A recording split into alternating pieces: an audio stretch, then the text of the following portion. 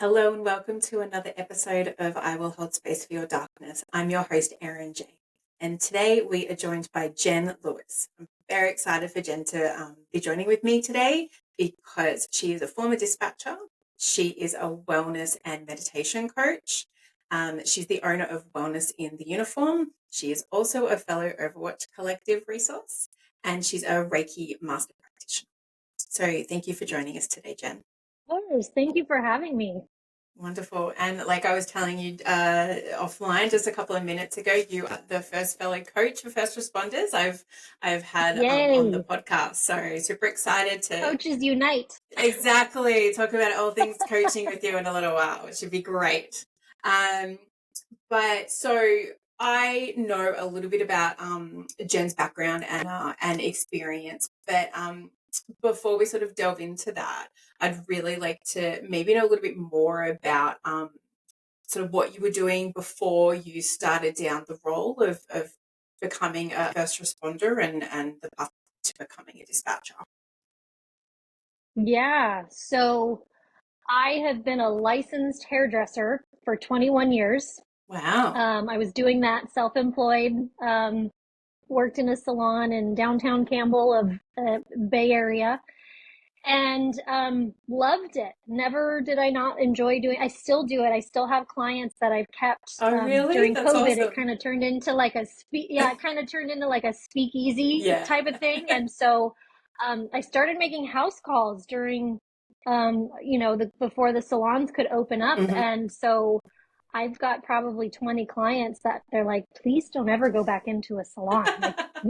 Like I still have clients that I've been doing their hair for almost 20 years that I still see because it's fun for me still. So I was a full-time hairdresser before, and every time a fire truck or a police car would go by, I'm like, what's happening? Where are you guys going? And I have law enforcement and fire in my family, Okay. and I had been talking to my brother-in-law, who's a lieutenant for a police department. He was like, why don't you look into dispatch? Why don't you give that a go? And I said, I've never thought about it, but that's a good idea. So I did. So I went through the hiring process and went through the channels that way. And then while I was in the hiring process, that's when my mom had passed away. But aside from that story, that's what I did before. I was a full-time hairdresser. So I wasn't 25 when I switched careers, right? Like a lot of these new trainees are younger. I was in my 30s, so it wasn't like, new kid on the block. It was like, whoa, holy, turning everything on its head. I went from being my own boss and making my own hours to, all right, this next 6 weeks you're working midnights, the 6 weeks after that you're working days, and then you're going to mids, and then swings and all the things. So it was a hard reality check A for big sure. transition, I can imagine. Yeah. And I also would like definitely. having sort of this is the first time that Jen and I have ever spoken, but I've obviously with the Overwatch collective affiliation, I know of you and all that kind of thing. And can I say, like, you just have like the perfect personality as like a hairdresser. You're so bubbly and chatty, and like I'm like, as soon as you were like, oh yeah, I was a hairdresser, I'm like, yeah, you were. Like every great hairdresser I've ever known just has that easygoing, easy conversational personality. Funny. That's very sweet. That's very sweet. Yeah, in fact, I had a client that she made me a plaque that sat on my station that said "Hairapist." It's so true. Because you tell your hairdresser everything. I know more about people's personal lives than than probably most bartenders. I was right? going to say it's always either a hairdresser, a bartender, or oh god, I don't know who else. Yeah, or your dog. Yeah, except they can't talk back. So exactly.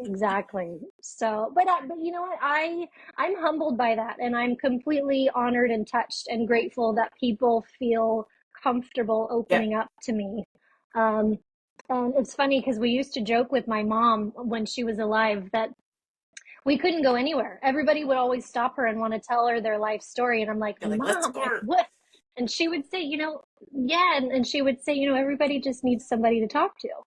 And that still resonates in my ear Yeah, I all these bet. years later, where I'm like, yeah, everybody needs somebody to talk to. And I have no idea what it's like to be somebody else. So I do make the time. If Yeah. somebody stops me, I Yeah. make the No, time. and I think I'm sort of similar. Like I think I've always, and I don't know what it is and I cannot explain it, but someone, yeah, will always end up telling me their life story and, the grocery shopping line or just randomly, speak like even on a Mm-hmm. plane or something like that. Like I don't know what it is, but yeah, so I feel Yeah. like you and I are I connected like I that. think Yeah. totally. Totally. And I think too it's got a lot to do with Mm, being empathic. And I think people who need that kind of search out the empath, so to speak.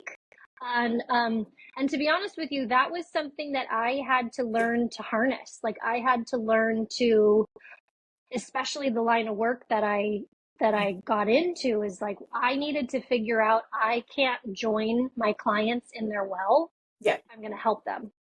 So I call myself a recovering empath because I remember feeling, when I went to malls or I went to concerts, Hmm. feeling overwhelmed, but I didn't realize at the time exactly Yeah. what was happening. So kind of learn to harness that. And I teach other people too, like, hey, if you're bebopping along and all of a sudden you feel like you're going to cry, it's probably somebody else's energy that Yeah, you're picking up on. perhaps. That definitely would like come into it. And I think a lot of first responders are Yeah. empathic, Yeah. Well, I think for it's sure. definitely, yeah, helps us Sure. in our line of work, but learning, like you're saying, learning that ability to separate is you like you're saying incredibly Hmm. important because otherwise you can just get so burnt out on other people's loss and grief and tragedy, and it's we carry Yeah, for enough sure. of our own to then have to have that like vicarious Hmm. trauma that is so easy to burden ourselves with too. Right. Yeah, Right. Yeah, yeah. No, that absolutely. makes a lot of sense. Absolutely. And so sort of I guess maybe like how long were you considering becoming dispatcher before you sort of took the leap? It was probably less than a year Hmm. I had kicked it around. And I knew that all my local departments were hiring. So I just thought, I have nothing to lose. Hmm. I've got a job. I've got nothing to lose. This seems really cool and really interesting, and I love helping people. So this is a way to help Yeah. people on a different scale. So I did. So I went through the hiring process with one of my departments locally. I made it to the hiring board. They took the first 8. I was number 9 on the list, Always the way, isn't so I didn't it? get hired there. Well, it's funny because looking at it now, I believe everything happens Hmm. for me, not to me. Um, and it led me in a different direction. So I went through and was in the hiring process with a couple different departments and ultimately chose Hmm. the one that I was at. But yeah, I would say the nudge to start trying was Okay. probably less than a And year. like you mentioned Yeah. briefly before, and as long as you're comfortable talking about it, Jen, you mentioned the loss of your mum, and from knowing part of your story, I know that is quite entwined and an integral part of your journey into becoming a first responder. Hmm. If you're in a place to, would you mind sort of telling us a little bit about that, or as much as you can? Yeah, absolutely. My the day that I found my mom unresponsive was the day that Wellness in the Uniform was born, was the day that it was my journey Mhm. home to myself in a way that it took a while, but I didn't realize it was all happening again for me Mhm. on in the big picture. So yeah, so I needed to call on my mom, and I went to her house and found her in her bed unresponsive, and called it in, got my local fire department and a faceless friend that I'll never forget, the Mhm. dispatcher that I talked to. And she, through her words, helped me lift my mom off the bed onto the ground so I could start compressions on her. And um, ribs were breaking, and I was like, "What is that sound?" And she goes, "Those are her ribs. Keep going." So I did compressions until fire arrived, and unfortunately, she was pronounced dead at the scene. And like I said, it was the beginning of so many different changes in my life that I didn't realize were all intertwined. It was a time where my marriage had already been not great. And at the time, my husband was MIA on the worst day of my life. And it was just this whole perfect storm of the undoing of everything all at one time, right?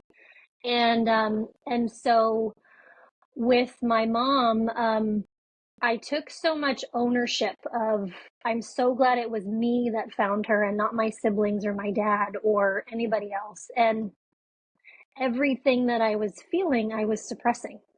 I didn't have time to feel it. I Yeah. was in the Okay. hiring process. The day before her funeral I had an My interview gosh. that I had to go to. And I didn't want to be the girl to say, can I get a pass? Yeah. Because you are just a number. We've all been through the process and they'll just skirt right past you and you've already Yeah. invested And so especially much like energy just and so missing much out on time. that previous list, like you would have been really Totally. involved and yeah.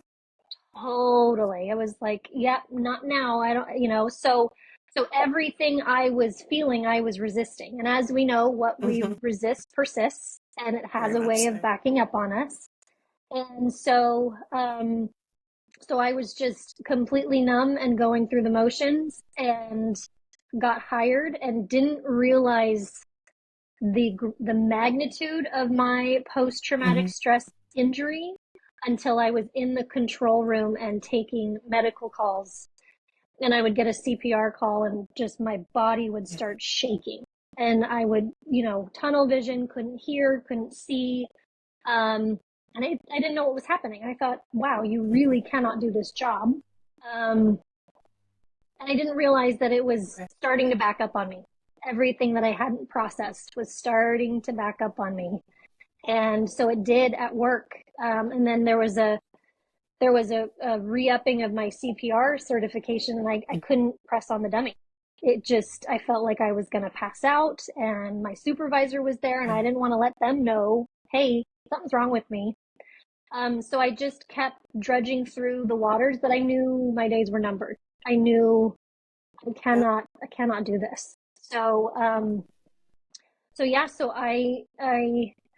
kept working until the powers that be decided, yeah, this is not a good match anymore. Not to mention in tandem, I wasn't sleeping, I wasn't eating. My husband and I were completely at odds and talking separation and divorce. So here I had my mom die, this whole huge career Yeah. change, and now my marriage was dying. So it was a whole storm of everything.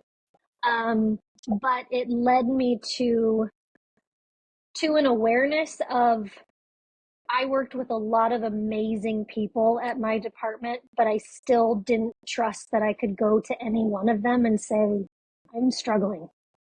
Something is wrong and I don't know what. But Um, well, because it's I didn't also want to appear weak. it's hard enough being like a veteran first responder in any of the branches to admit that, let alone when you're new on the job and you're trying to prove yourself and all that kind of thing. So I think sometimes for newer people it's actually almost harder.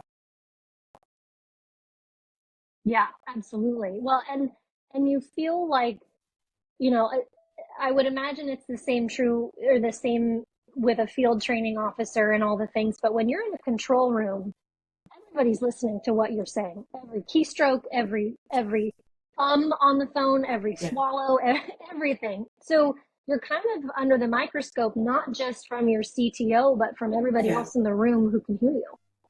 Um, so I just felt like I was a complete shell of myself at the time. And everything started backing up on me to the point of where I could not ignore how broken it seemed I was. Um, and so I had a girlfriend in near the end of my dispatching career. She said, "Hey Jen, I booked a private group meditation class for all of us." Actually, it was a former hairdresser girlfriend. She's like, from all of us from the salon, do you want to go? And I'm like, no, I don't hug trees, you weirdo. I don't smoke pot. Like, Yeah. I don't do that sort of thing. Like, Yeah. meditation's weird. No. And so, kicking and screaming. And she was like, girl, you look like you're dying and you are not the same person that you used to be. Come with me, please. And I cried and cried the whole class. I had no idea what was happening. But that was the beginning of my journey home to myself because like I said, I felt so vacant from my body. I felt so just a whimpering willow with the wind, and I just had no idea what I needed. So that meditation class was the beginning of a huge transition for my life. But like you're saying, Jen, So yeah, I'm very understandably grateful. so, because it's brought you to where you are now, which we will definitely get to. But I mean, everything, you're talking about, like, just before we jumped on today, I was doing a university lecture on studying psychology, and it was talking about stress and how it shows up and all that kind of thing, and just the certain stresses that we go through in our lifetime. And you had three of the most significant that anyone can go through in what, the span of 12 months, like career transition, loss of your mum, and then a relationship breakdown. Like, even just one of those is so, has the propensity to send someone spiraling. So it's actually really Right. a testament to how strong you are as an individual, that Yeah. were able to survive for so long without breaking down completely. But it Well, and to be completely transparent, it wasn't without the dark days and without the suicide ideations. It was there were many days where I didn't know how I was going to get through. It was literally moment to moment. And I thought about how I could end my life and where I could do it, and how could I do it and not be a burden for everybody. And I went there for sure. But I'm very fortunate that my will to live was louder than my will to die. Um, and I hang my hat on that. I am a very proud auntie, and I couldn't do that to my nieces and my nephew. I just couldn't. So fortunately for me, I had them, and there was just enough light poking through the dark where it kept me. I just kept leaning forward, and I thought, if I just keep leaning forward, something's going to catch me. Either somebody or something or something. So I consider myself incredibly fortunate that and I it didn't also end it sounds like all. you have a great network, support of friends who could actually call you out to be like, you know, you look terrible. Like, we can see it's having a physiological, reaction and effect, that we can see that you're not yourself. We can see that you're struggling. Try something new, Yeah. Yeah. And when you're in it, you think you are like masking it all like a pro, and like, nope, nobody can read this. Like, I got this. I'm still put together. I'm still me. And yeah, my girlfriend, and then when I was going, before I announced my divorce, my sister was like, something's not right. Like, you, again, I went through not eating. I just couldn't eat because of the stress. She's like, you look like death. Like, what's going on? So, and I often say to people, when the student's ready, the teacher appears. And that's when your soul tribe shows up, is when you need them most. And fortunately for me, my soul tribe showed up in a big way, and I'm No, grateful. that's wonderful. And so, talk to me. I guess so. Was it 11 months all in that you were in a dispatcher role? Mm.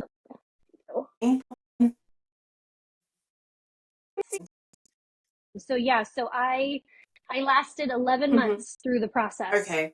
Yeah. And my department, like I said, made the decision for me, and oh my gosh, I'm so grateful in so many ways. Yeah, and that was something I was actually wanted to like ask you about while I threw my phone away. That I was wondering whether there was any part of you sort of looking back, whether there was like any bitterness or disappointment, or you kind of see it just as like a stepping stone on like your path and your journey to where you are now.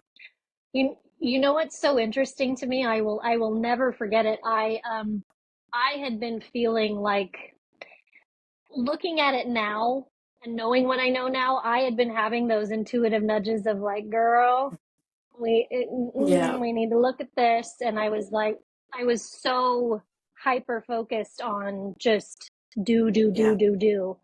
And the day that I was, my last day, I was driving on the freeway to my department and I was speeding. And I had a CHP roll up next to me and he looks over at me and he shakes his head. Oh dear. And I was like, huh, was that some sort of message that he didn't pull me over. He didn't tell me to slow down. He just shook his head at me. And I was like, okay. So anyway, got to work. My manager pulled me into the office and said, hey, this is the decision.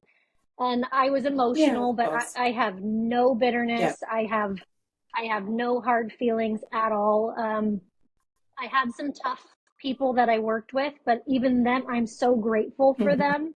them, because they were all part of my journey that led me to where I am now, led me to, gosh, I would love to be a resource for other first responders who might be Yeah. struggling, and they're not sure where to turn, Yeah.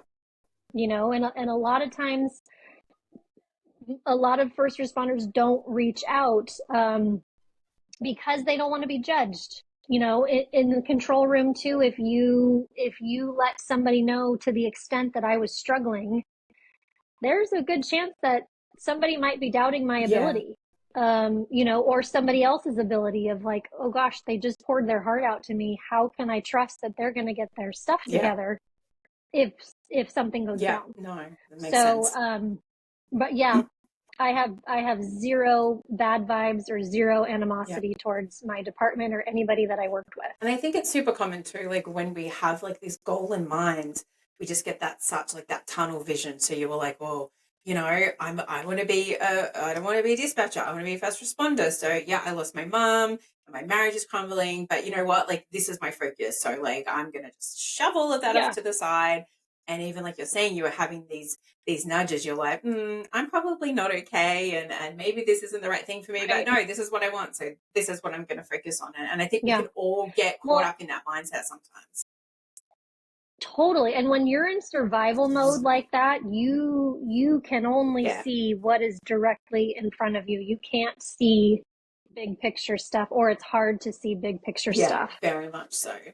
Um, and Yeah. so, talk to me about what sort of helped you cope and recover in the aftermath of losing your mum, and now sort of going from one career change to then going maybe, oh shit, what am I going to do now? And the separation with your husband, like there was a lot going Yeah. on. What helped you get through that period? For, Fortunately for me, I am incredibly resourceful. So within 4 hours of being let go from that job, I had another job lined up. Wow. Um, I knew I needed a decompression Hmm. time. Not to mention, I had just said goodbye a year prior to my clientele of 20 Yeah. years and gifted them to other stylists and stuff. So I didn't want to sabotage their Hmm. business, by saying, "Hey, I'm Yeah. back," because I really didn't know what I needed at that time. I really was just so broken, cracked open, I would Hmm. say, that I didn't know what I needed. So I took a job as a, uh, basically a manager of a chiropractic office. I just did Hmm. paperwork and I talked to very few people, and it was exactly the decompression time that I needed because nobody was going to die on the other end of the phone. I wasn't really needed, so to speak, right? So that was my recalibration time. And in tandem with that, I had gone to the meditation with my girlfriend and the group of hairdressers, and the gal who would come become my mentor and one of my dear friends. she suggested, hey, why don't you come in for a Reiki session?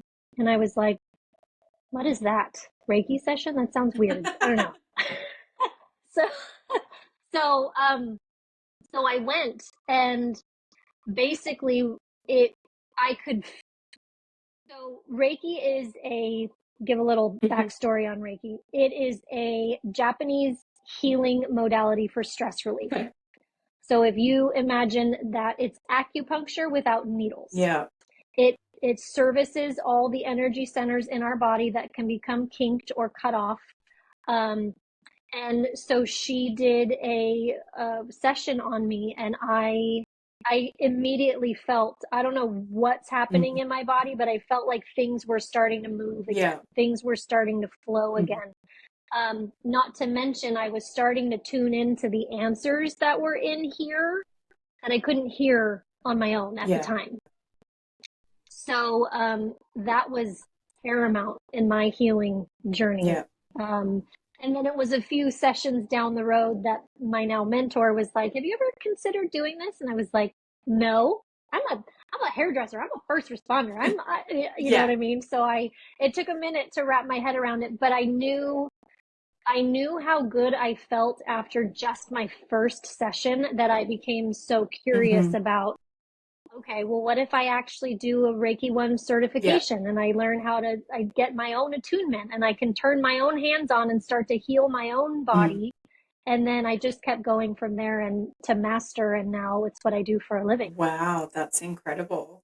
And so was that sort of on par with like the meditation stuff? Like, or was it sort of somewhat, Oh yeah. It's hand in hand. So any given Reiki session, you have a merriment of not only the energy, but also meditation, right? So it is a no-touch energetic massage coupled with a meditation practice that's interactive. I'm asking my clients, what are you noticing in your body? If you can see an energy, a ball of energy, where is it in your body? Where in your body are you holding the pain? So very almost like what a does very that pain like feel somatic exercise sort of thing. Very much so. Very much so. And I consider it debriefing the mind, because we're moving all the other stuff out of the way. The same amount of stuff that I believed meditation was, you turn off your brain. No, the average adult mind has, as you know, 70 to 100,000 thoughts a day that fly through, depending on the brain. Meditation is just a way of refocusing where your attention is going. You don't have to forget about everything else. Just go to the person's voice that's guiding you. And in that guidance, you tune into this whole inner guidance system that is within you. And gone are the days of you asking every Tom, Dick, and Harry what you should do, for a major life decision, or even simple ones of like, hey, should I take the freeway or should I take the back roads? You'll get an intuitive nudge the more you flex that muscle. Yeah, that makes sense. And I think I've heard you speak a little bit too about like breath work, which I obviously feel sort of is all a part of, what you're talking about there. Yeah. And I teach and I coach a lot of academies, and I give them breathing techniques to add to their tool belt, because what you want to do in any given situation, because from your experience too, you go from 0 to jacked stress response in no time at all. But how do you mitigate that? How do you mitigate the adrenaline dump? How do you come back down into your body after you've spiraled up and out? And the breathing techniques that I teach, it is a way for the folks I work with to anchor back in, to return your body back to homeostasis, back to rest and repair, where that parasympathetic nervous system is like, ooh, yes, more of this, please. And jumping out of like that fight or flight sort of response, because I was actually listening to I think it was a podcast or something the other day, and they were talking about say like in the middle of like a CISM debrief and all that sort of thing, one of the things that they do is put like a bottle of water like on every seat, so every single person has that bottle of water, and if they're sort of retelling, the event that happened, and their involvement in it, and then you can kind of sort of see that that person's like reliving it. They'll just stop them and be like, "Oh, Mm-hmm. Oh, just." I think like how you were saying, like being able to like control your breathing helps bring you back to your parasympathetic nervous system. It's the same as like having like a sip of water because it um what's the word, like instigates your like digestive system sort of yeah, thing. So like with yeah. all that, it kind of like taking you out of like the sympathetic nervous system where you're in that fight or flight, adrenaline's flying, all that kind of thing, and Mm-hmm. then like helping your body calm back down. Yeah. Well, and I knew enough of my time as a dispatcher that they don't have time. Yeah. They don't get to go code 4 or go back to the firehouse and talk about it. The next one's coming in. So I Yeah. thought, holy smokes, we have to equip the helpers of Yeah. what can they do right now in your chair when you can't unplug and you Yeah. can't leave the room? What can Yeah. you do? How do you regulate your body? So there's some visual debriefing the mind techniques that I've taught, Hmm. and the breathing ones are huge for sure, Yeah. for sure. Yeah. And it's funny. So like I probably in the last sort of 12 months I've learned about box breathing, which again is sort of has so many different terms, like, sometimes they call it tactical breathing and all that kind of Mm-hmm. thing. And giving it some big, tough, manly sounding Yeah, names. So, they teach us the like Navy SEALs and all that kind of thing, and probably right, SWAT members. So it's I think it's so interesting that, there are these techniques that you kind of try to do to like prepare yourself before the shit really goes down, and right. then there's like the similar ones to help bring you back down from when you Yeah. have sort of gone through it too. It's huge, and a huge compliment that I took away was I taught CPT for one of the local police departments for communications, and Hmm. there was a veteran dispatcher that came up to me and said, I've been doing this for over 30 years, and this was the first thing tangible from a Wow. training that I Yeah, can take with me into the control room and implement at any time, which that's awesome. huge that Yeah, it's something, and there these techniques are so simple and they're so no-brainer, right? But it's when it's presented as a wait a minute, this is how you're in charge of yeah, regulating your own body. yeah, So pre-wired that our survival is based on someone outside of us, yeah, that our mom in utero, and then our parents, and then we get into these marriages or relationships where someone outside of us is still in charge of our survival and making us feel. hmm, And it's like, no, no, no, no, no. You tend to your own garden yeah, here and you get yourself back on the ground. Yes, we are here to help you, but I don't want anybody to be so dependent on me that they can't function or they don't have the tools that yeah. in their arsenal. Yeah, no, and that makes total sense. And I think as well, like I sort of talk about it a lot, like with this population, of why I think coaching is such a wonderful resource for first responders is first responders, like they are in control, Right, the cop, firefighter, like paramedic, you rock up to the scene and everyone is looking to you to go take control, take charge, like control that situation. So control is right, such a important element for people who perform those roles. So like the right, gift that you're giving them by saying, oh no, no, no, like even when you're in this heightened state and you're stressed and it's all go, go, go, like I'm still giving you a tool that yeah, allows you to remain in control. And I think that's right. awesome. So, so Well, great. and I listen, I have nothing against therapists or therapy or Mm, anything of that magnitude. I have used therapy in years past, not for the shitstorm that I went through. I found that I was my own healing modality yeah, for that, yeah. through my mentor and other Soul Tribe members. But um, I went to my therapist wanting to know, what should I do? Yeah. I was still seeking for someone outside of me to tell me what I should do. And what I do as a coach is I help shine the flashlight Yep. on your own answers. Yeah. I am not going to tell you what you should and shouldn't do, nor should anybody else, in my opinion. But I am going to help you realize you've got everything you could ever need lying within inside of you. Let's just access it. Let's just tune in, tap in, and turn on. And my goodness. And that's where I think the misconception is about between therapy and coaching. And I think that, like I said, I know it's there, and I know a lot of wonderful therapists, but none of those therapists were able to help me to the extent that what I went through yielded what I live now. Yeah.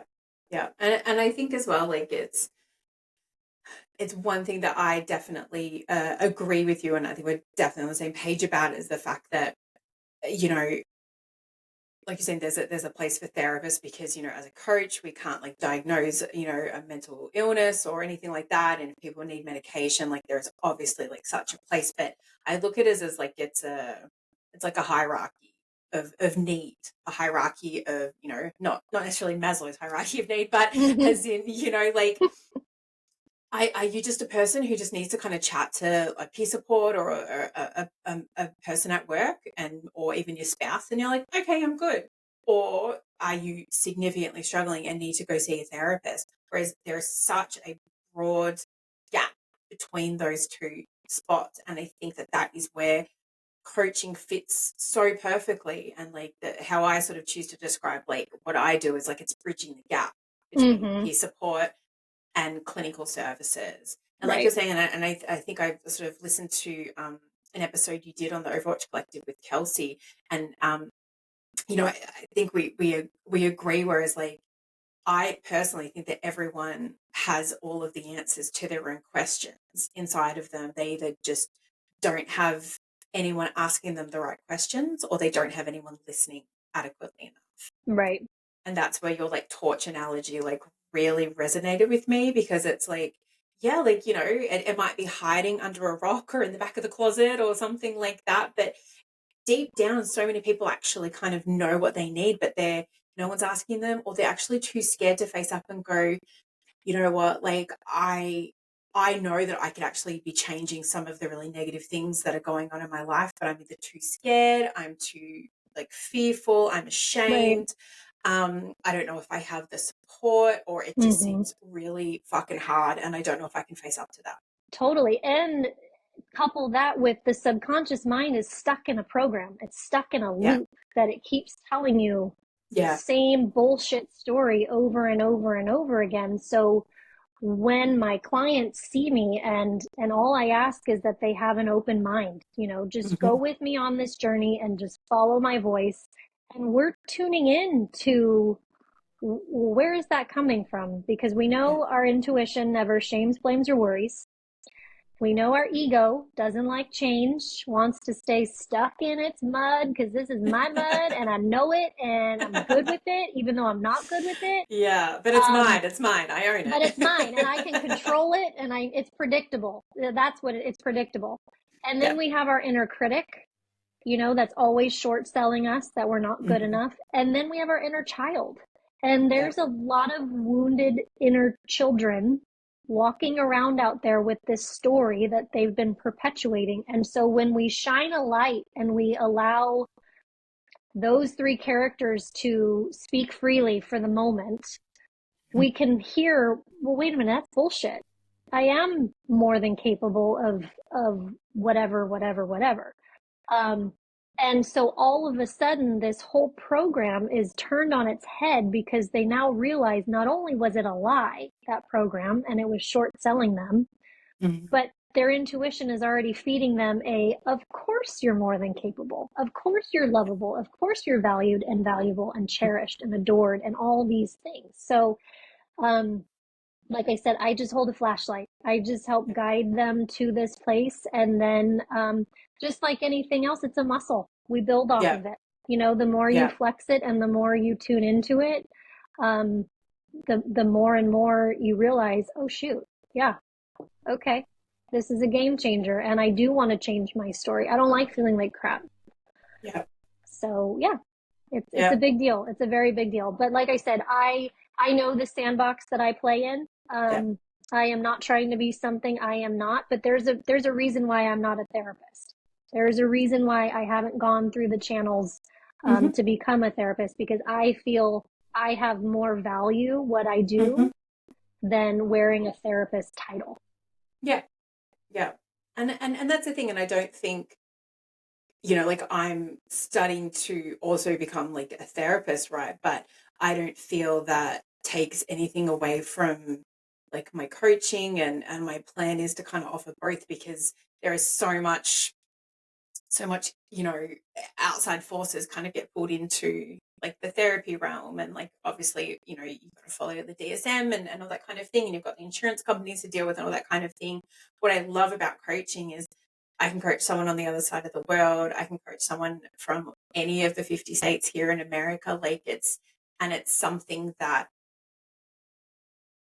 because it's client led, like I think it does empower them so much on their journey. And I think that when you are in control and you are the one taking the steps to better yourself, I think you have so much more ownership over it. And I think it Right. empowers people so much more, or Right. just in a different way, I guess, is Mm-hmm. probably like the best way to go about it. And how you were talking about like the different aspects of ourselves, like one thing, I sometimes really like to ask people is, I think that you've kind of got three separate parts of you that can give you an answer to a question or a problem that you're facing, but you aren't always asking the right one. And I think it's like you've got your head, your heart, and your gut. And so what your head might be telling you about a situation and what your heart is telling you and what your gut's going to tell you can be three very different answers as well. Mm-hmm. And Mm-hmm. sometimes I think it's about figuring out who is the role, which is the right body part, or which is the right part of yourself to be asking to get the right answer, or the true answer, Yeah. perhaps, is like a better way to look at it. Right. Right. Yeah. And Yeah, so, and yeah. we've all had those moments in our life where we've had that intuitive nudge and we ignored it, and then Mm, some form of hell, exploded, yeah. where it was Yeah. like, oh yeah, that fire was hot. Mm, I didn't want to touch that, but evidently I needed to. hmm. So it's learning to listen to this whole inner guidance system and learning that it's safe to be in your body, Yeah. and you can trust your body. You can Yeah. trust that your body knows how to be well. You can trust that your body knows how to heal. Um, for various folks, it may look different. It's not a one size fits all, Hmm. but it's a one size fits most, I've Yeah. been finding.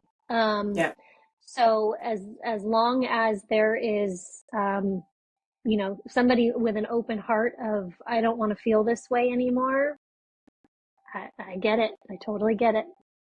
Yeah. And that is the thing as well. Like, I think someone can maybe engage in therapy even when they might be a little bit resistant. Whereas with coaching, it's like, mate, you got to be all in with me. Like, Mm-hmm. I can't do the work for you. Like the way that I was taught and the way that I practice is it's a partnership. We're partners in this. We have a relationship, and I am going to support you in all of the ways that you need, and we're going to work on whatever it is that you want to work on. But I'm not over here doing the heavy lifting, and you're just like going to reap all the benefits. It's like Right. you're going to be doing the heavy lifting, but I'm going to be there to support you all the way through it. Yeah. Well, and also the cultivating a plan, but also the accountability of, I know Mm-hmm. my what and why. I Yeah. know my what and why on what I do, and Mm-hmm. I've just trusted the universe of the how and when. Mm-hmm. Um, but I need my clients to be clear on their what and why. Yeah. Yeah. And so once they start to figure that out, I have one of the best seats in the house to everybody's glow up, and I have a front Yeah. row seat, and it is so rewarding, and Isn't I am it? so incredibly humbled and honored that my path led me to where I am, and I get to now Mm-hmm. watch others journey home to themselves and Yeah. succeed and feel good, and remember that we didn't come here to endure life. We came here to enjoy it. Yeah. Very much so. Yeah. So No, and it's like, the reason why the name of the podcast is what it is, and it's like the motto of my business of I will hold space for your darkness. Like, we're exposed to so much darkness as first responders, and just offering myself as a place and as a person that they can come and talk to me and debrief or work on their relationships, or whatever it is that they Mm-hmm. choose to do with me. It is, I ultimately, like you, I see it as a privilege that Mm-hmm. someone chooses to work with me, they choose to trust me, they choose to know that I am a safe place for them to be able to offload that Right. darkness that sometimes Yeah, they hold on to. for sure. Everybody And needs somebody to talk to. That is for sure. exactly.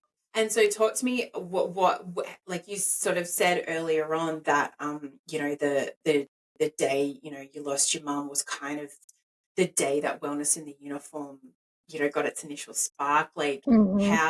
how did all of the amazing things that you sort of trained in now, how did that all come together for you to go, okay, this is exactly what I want to do and this is how I want to go about it? Well, it was like I said, it was a meditation on I knew my what and I knew my why. I just had to Hmm. trust the how and when everything unfolded. And I got very clear on I knew I needed to do more for the first responder community. I work with all walks of life Hmm.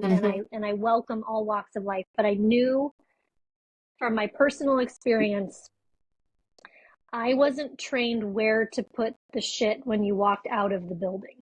I Yeah. was trained you're supposed to eat well, you're supposed to sleep, all of that basic stuff. But as far as being a human and Yeah. walking out of the building, I didn't know where to put it. Yeah. And so as a result of going through the meditation and going through the Reiki, when I first got turned on to it, I knew there was just such a curiosity in my heart, and I knew there was more layers to delve into. There was more of an awakening, so to speak. And I was all in, and I just started um, building curriculum. I didn't know who I was going to talk to. I didn't know how I was going to talk to, but I just knew this is what I want to cover. This is a little bit of my story, a little bit, I don't know what it's like to do the job for 30 years, but I knew enough of the toe getting wet that, Yeah. wow, we got to do something a little different. We got to change the conversation a little bit. Yeah. Um, and I am, again, by universe surprising and delighting me, the right people in my soul tribe started showing up. I hooked up with who's now a dear girlfriend of mine. She was a dispatcher for 30 years, and still has her hands in the rehire world. And Hmm. she's like, "Hey, I love what you're doing. Here's this person to talk to this person." And I just had to trust. It Yeah. took a lot of, you know what, my heart is pure, and I'm just gonna trust the timing. And so here I am. It started. I would say I really started building curriculum late 2019 and then during COVID. I Okay. was just so invested in I had Yeah. time. Yeah. Everybody had time. I had time to to figure out, okay, how do I want this to go? What do I want this to be called, and who do I want to reach? Hmm. And then, like I said, it's the momentum's been going ever since. That's wonderful. Yeah, and I think I sort of was a bit similar. Like, I went on this coaching journey, just just wanting to help people. Like, it's all I've Mm-hmm. done. Like, my whole career, my whole life is always just wanting to help people. And I think, I was equally like, probably, maybe about 12 months in, when I was like, I I think I went back home to Australia for the first time for in 3 years, because we like got locked out because of COVID. And bunch of my friends back home are all still in the job, you know, Mm-hmm. mostly police officers and stuff like that. And I felt that really unique pull that I think when you are a part of that community, it always stays with you and it always Mm-hmm. sits with you. And I just felt that pull back, and I was just kind of like, yeah, that's Yeah. that's what I want to do. That's what I feel passionately about. That's what I think is not more important than others, but it's just it's more important to me for right Yeah. now. there's a special place in my heart for first responders, and there always will be. Mm-hmm. Not just because of the experience, but also it's it's such a it's such a gift that they're giving society, Yeah. and it's such a toll that it's taking that most don't know about. And not to discredit any profession in any capacity, everything can be hard and everything Yeah. can need a place to be put. I totally get that. Mm-hmm. But I also know, with getting hooked up with the Overwatch Collective, that the numbers are still a reflection of our lack of, or not lack of, our redirection, our reprioritization of, you've got to take care of your people. And that's why I say I'm so incredibly grateful that I work with departments who are invested in Yeah. their people's well-being, and they have enough of an open mind to take a chance on a wellness coach and a Reiki master and bring me in and have me talk to their folks and say, you know what, I don't have all the answers, but I can show you how you can Yeah. get your own. Yeah. Yeah, So very much so. yeah, because as And we know, yes, it starts at the top. It starts at the it top. You does. have to have buy-in at the top. Mm-hmm. Yeah, 100%. Excuse me. And so yeah, so tell me, like, how did you, like, did the Overwatch Collective come across you? Did you come across them? Tell me about that process. So we While I take a there's quick sip out of their mug. yeah, perfect. We have a mutual friend who he owns a CrossFit gym here in Mm-hmm. Gilroy. And he brought me in to do a breathing class, or clinic rather, before they did the Murph challenge, the Memorial Day Murph, cross range, post range CrossFit is the name of it, workout. And so he brought me in, and in passing, he's like, hey, I got some friends that you should probably talk to, and they've got this thing that they're starting to do. And so I messaged them on Instagram.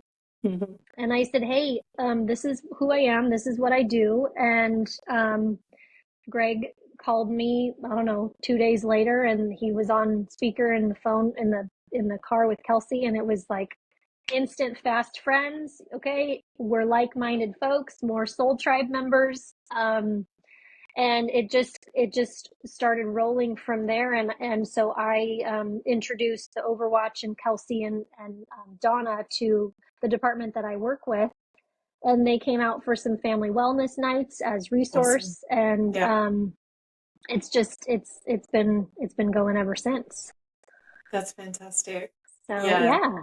It's such a wonderful organization to know of, to be, affiliated with, to be a resource for, and the work that they're doing, it's just so important, because Mm-hmm. and even, like, like we're saying, in terms of people having other options, not just peer support, not just clinical services, but also, like, having coaches to turn to, like the first responder community having the Overwatch Collective to turn to when, they're not being supported in regards to their mental health by their chiefs or their bosses. The EAP system is up shit creek, and it's not working for them, or they just aren't comfortable, for Mm-hmm. whatever reason. They're collating so many culturally competent therapists and coaches, and so many resources for people to be able to reach out to and get access Yeah, to. and So I take their brochures and their cards, because I work with a lot of academies, so we're mm-hmm. catching them before they reach Awesome. burnout, before they Yeah. reach, dark thoughts and relationship problems and all Mm-hmm. that kind of stuff. So we're cultivating a baseline for them of, like, listen, your thriving is priority. Yeah. So here is how I can help you. Here is how the Overwatch can help you. And you're not alone. Mm-hmm. Period. End of story. When you think you are not. Yeah. So yeah, and it's I've been doing a tracking and retention wellness plan Mm-hmm. with a lot of the academies. And so what we'll do is, before they get with dispatch, before they get into the control room with their CTOs, we do a baseline of, where are you? And I have a Yeah. series of questions that I ask, and then we meet back again after their second rotation. And then at that point, there's enough buy-in of, okay, this department supports me, Yeah. but now I know that Jen is there, and I've had several people reach out to me, and we'll do a remote session over the phone. Like, Jen, I'm feeling anxious and Yeah. whatever. And it's so cool to see and to be a part of. That's 1,000,000%. Yeah. Yeah. And So, especially like you're saying, to have like that buy-in from the department and to be, hitting them the minute they're walking through that academy gate, to be like, here are some techniques, here are the resources, and like clearly it's working because they know that you're like going to be like that constant, that you're not there to solve their problems, but you're there to give them tools, and they can right. reach out to you, Well, should they need to. and as far as the Overwatch goes, I wish that my services were utilized more, because I'm incredibly reasonably priced for the Yeah. reason of accessibility. Hmm. So I see these sessions that are like, we need to cover $270, and I'm like, oh my gosh, I'm 95 for the hour, because I want to be accessible to people, and I Hmm. don't want to outprice myself, Yeah. right? I want to be able to, if the time comes where you're in a position where you no longer need the Yeah. support of the Overwatch, you can float this without it being a huge financial strain for you. Yeah. So accessibility is huge for me, which Hmm. is why I keep my prices what they are for one-on-ones. Yeah, no, and that makes so much sense too. And I think and that's why I was so excited to have you on today, because I think that not everyone not everyone knows what coaching is. Right. And I think it's like equally the same as, like, there's so many different modalities for therapy. You know what I mean? Like, so many people might reach out and go see a therapist, and if that person is kind of more of like, a Freudian therapist, and they want to dig deep and find out your mummy and daddy issues and whatever else, and someone's going to be like, oh, like that's not for me. Similarly, like, there's different coaching modalities, like Mm-hmm. yours is very different to mine, but we obviously have lots of things in common. But I don't do meditation, I don't do Reiki or anything like that, but we help people in different ways. But I think what we have in common is the passion behind helping that population. And I think you're right. Like, I think coaching is very much something that is probably like underutilized, simply because maybe there isn't like enough out there to be well known of it, or people might just be a bit like, I'm Yeah. not sure. So I Right. think it's Well, yeah. and for me, I didn't, to be fair, I didn't go through the channels at my department because I Mm, didn't trust, but I yeah. also thought, I don't want to sit across from anybody who has no idea Yeah. what I do, or what I Yeah. heard, or what I'm carrying with me around, Hmm. just trying to survive and trying to not drown in. So I appreciate the culturally competent. I appreciate the people who have an idea and who know what it's like. But like I said, there's so many different options, and that is the beautiful thing about the Overwatch Collective. It's a culmination of all these different tools and techniques, um, and being a platform that people can use. Yeah. No, very much so. And yeah, it's good to be a part of them. It's good to know that they're doing, such great work, and hopefully it just continues to keep growing, and we can continue to to be affiliated and be resources for them for, yeah, Mm-hmm. Yeah, as long as it absolutely. as long as it keeps going.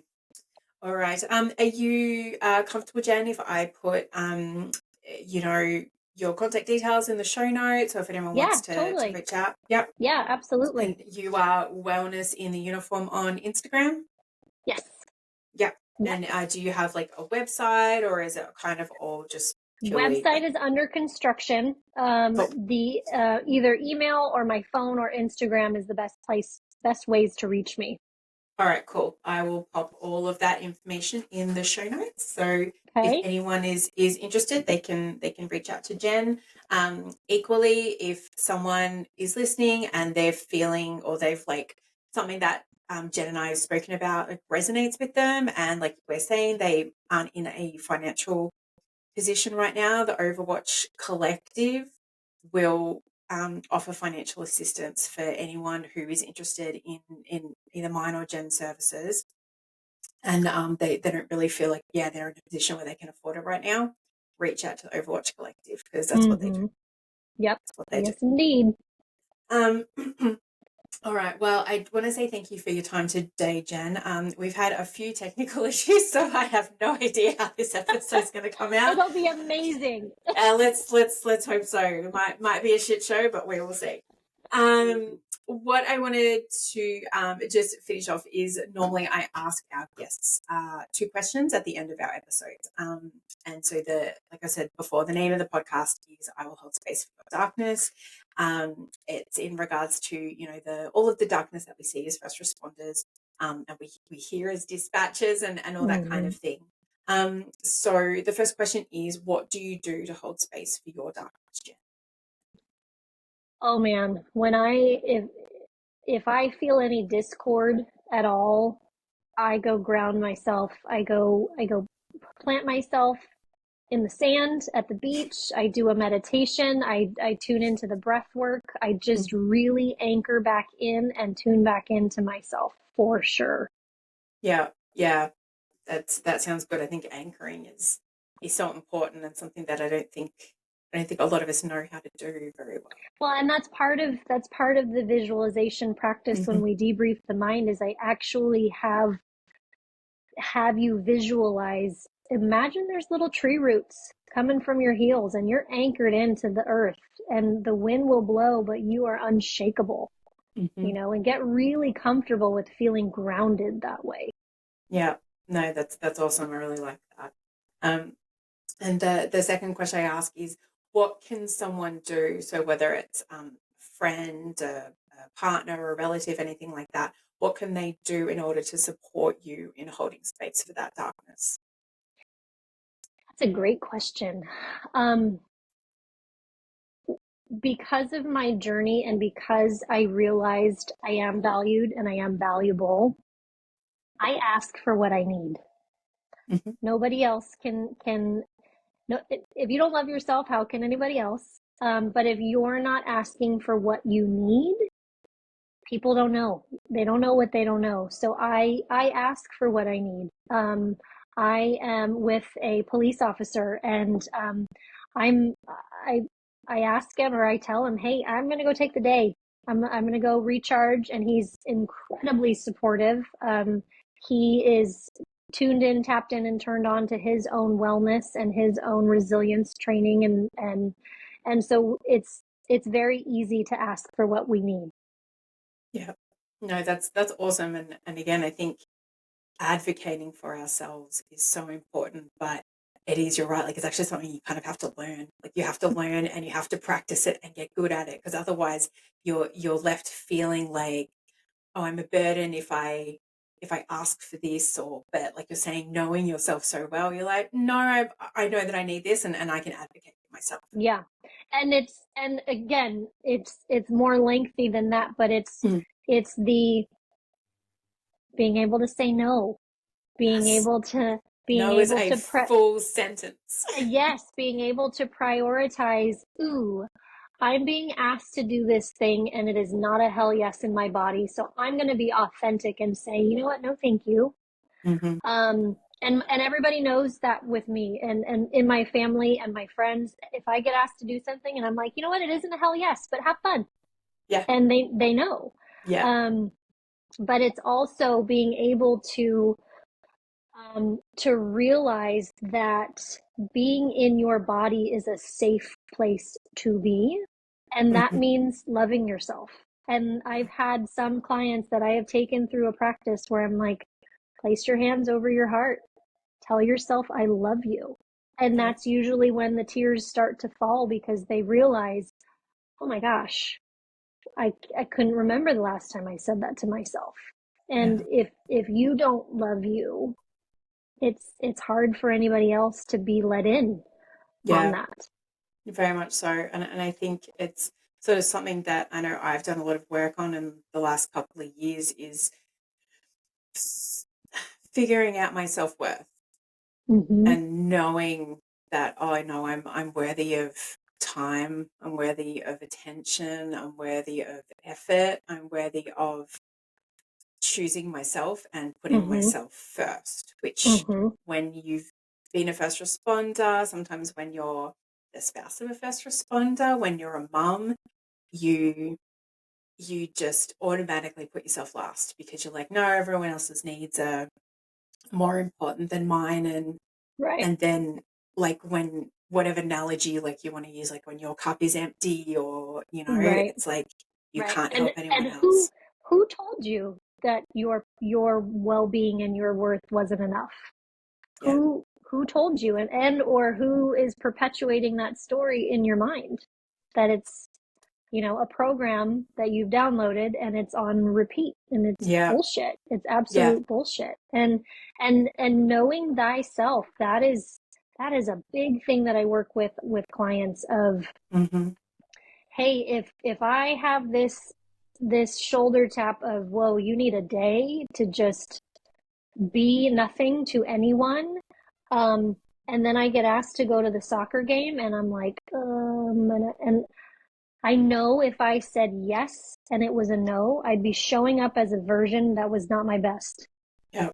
And I deserve my best. Those around me deserve the best of me, but I get to be the one that declares, what does that mean for you? Yeah. Yeah. Right? No. Yeah. 100%. And I think it's all of those things. Yes. Like, and I don't know whether it's like that we're taught or we're never taught enough of like, yeah, no, no is okay. No is a full sentence. Boundaries are okay. And maybe it's just something that maybe as a society we've all become so much more aware of, and Mm-hmm. we see stuff online and we read and we do this and that. But like Well, I tie it back. Sorry, I'll just quickly go ahead. finish my point. I'll just sort of tie it back into the ownership that I think comes along with coaching. That like our clients and our partners, when they do the work, they feel the ownership of their own success and their own improvements and their own accomplishments and achievements. And I think, for me as well, like, yeah, like figuring out my self-worth and realizing it wasn't what it should have been, and working on that and moving it and improving it to where it is now and in such a Mm-hmm. good way. Like I have such Yep. pride about that. Right. Well, and we know our brains, oh, they're so freaking rad in that you can reprogram them, and you can Mm-hmm. fire and wire a new neural pathway with a new Yes. story in any given second, in any given day. All you have to do is persist in that new story.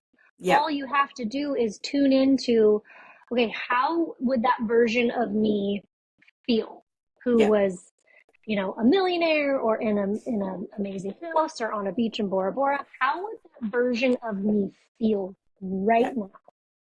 And and not looking at the scarcity and lack of, okay, well, you're not here yet, but keeping tuning into that and persisting until it hardens into fact. And when you do that, by the way, because of law of attraction and like begets like, Mm-hmm.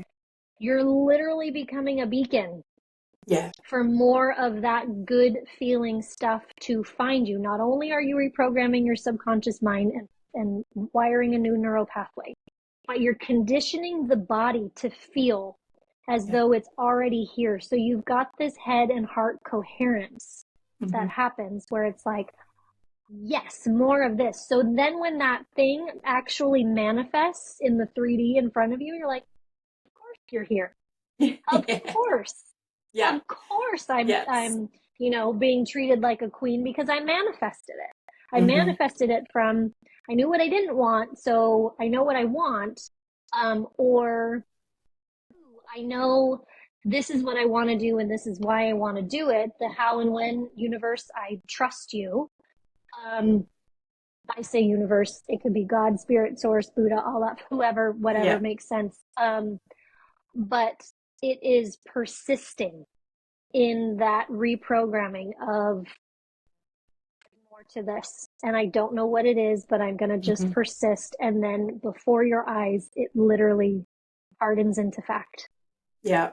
No, And then, I love that. and then the people around you say, gosh, you've changed. Gosh, you feel good to be around. Gosh, you don't drink anymore, or you don't have caffeine, or you're not putting things in your body to leave your body anymore, or, but you have to have the desire and the Mhm. want, and you have to decide, I don't know what's next, but I know that I trust enough that Mhm. I'm willing to explore what that is. And there's a version of me waiting to meet me.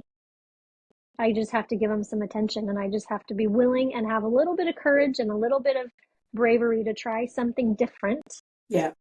to get the result. Yeah. No, I wholeheartedly agree. And I think it's, you know, it kind of just makes it that like underlying message is you can be healed in whatever way that you need to be. Mm-hmm. Like everything that you feel like is wrong, it can it can be made better, it can be healed. Like you're saying, neural pathways can be rewired and recreated like that. Any type of healing that you feel like you need, it can happen. Mm-hmm. And realizing too, I don't know, this is happening for me. This contrast is not fun. There are some chapters that are not our favorite, but Mhm. if it's yielding a clarity that you didn't have before, every day, it was worth it. Yeah. Yeah. For sure. 100%. Yeah. Yes, All right. Well, indeed. Jen. Well, thank you so much for your time today and for Of putting up with course.